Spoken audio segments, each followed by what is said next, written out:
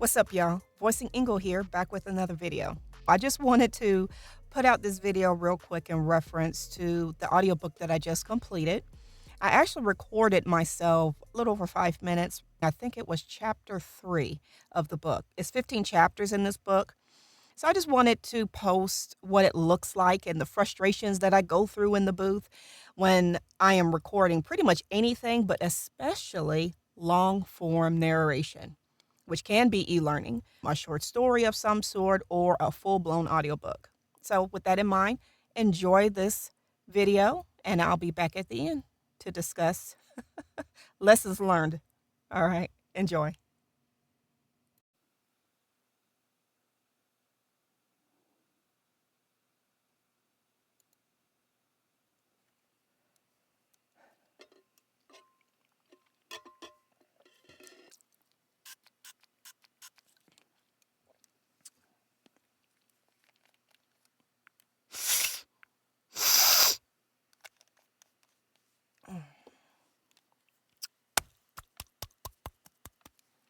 All right, let's go. Chapter 3. The following day. The following day, I enter the doors of Sunny Springs, the nursing home where I've worked as an administrative assistant since graduating high school. The job is merely a paycheck to keep me from sleeping underneath underpasses or on Skid Row. Finding another job isn't a priority because I doubt I could do more than write my boss's, Mr. Jeffries, memos and book his work trips. Once in the lobby, I wave to the security guard sitting inside his enclosed glass office to the left of the entrance. He stops scrolling on his phone when he notices me and steps out of his office. Approaching me, he chuckles. Should I be expecting your boyfriend to return? My mouth drops open. Why would you ask that? Are you the one who let him in the building unannounced? He said it was an emergency, and before he left, he told me how to get faster results at the gym and handed me his business card, says the security guard with his hand on his belly. You can't just let random people inside this office. He could have been a stalker, I say with my hand on my hip. Mike is a stalker. But security doesn't need to know that, since it would reflect poorly on my choice in men. He didn't give me the abusive boyfriend vibe, says the guard, staring at the ceiling like he's remembering his encounter with Mike. He looks down at me. I'm trained to spot shady characters.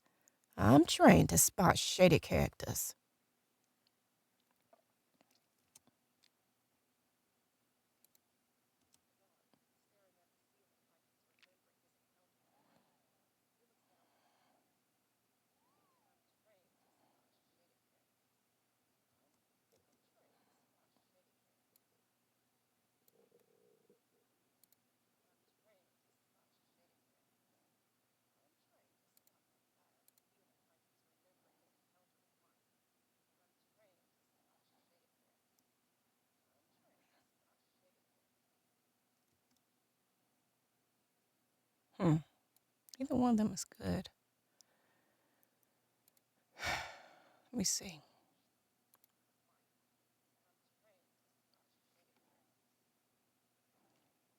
I'm trained to spot shady characters. Apparently your detector is off, seeing as you let Mike inside. I walk off, leaving him sputtering in my wake.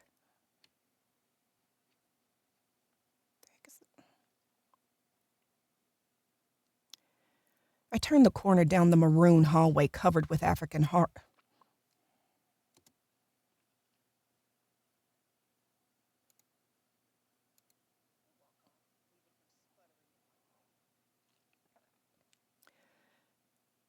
I turn the corner down the maroon.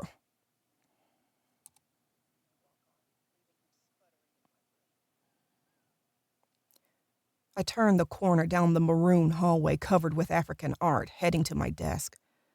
I don't like how the guard laughed at me like I was a joke when I walked in. He won't be laughing once I speak to his supervisor. He better be glad I'm not petty. Him working out with Mike is laughable, as if he'd risk losing the belly hanging over his belt. Fat people shouldn't wear tucked-in shirts. Waiting for my lap to...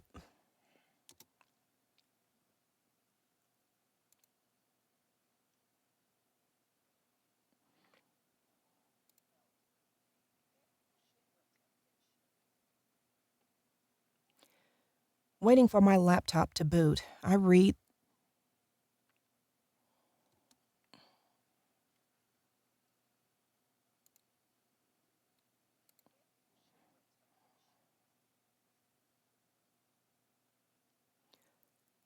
Waiting for my laptop to reboot.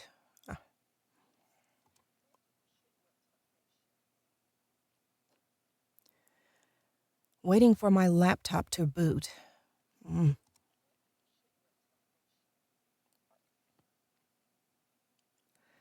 Waiting for my laptop to boot.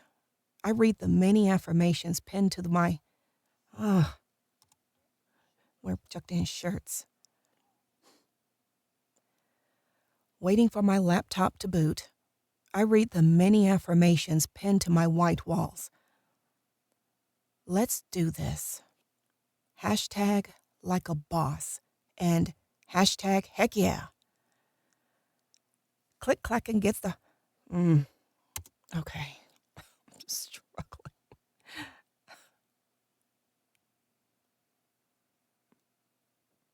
All right, we're good.